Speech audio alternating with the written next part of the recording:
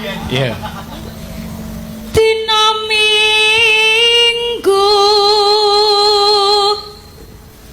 kang tak anti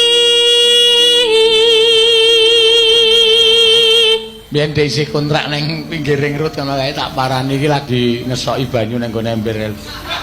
Arep ngopo Yu? Nggo adus. Aku mesak ember, iki wis cukup kok nyemplung, blung ngene. Lah kaya ngematke kok. Oh ciduk sithik kae. Kok kaya ngono Yu rupane. Tak kira mobil tuwa wae gelem. Pahit.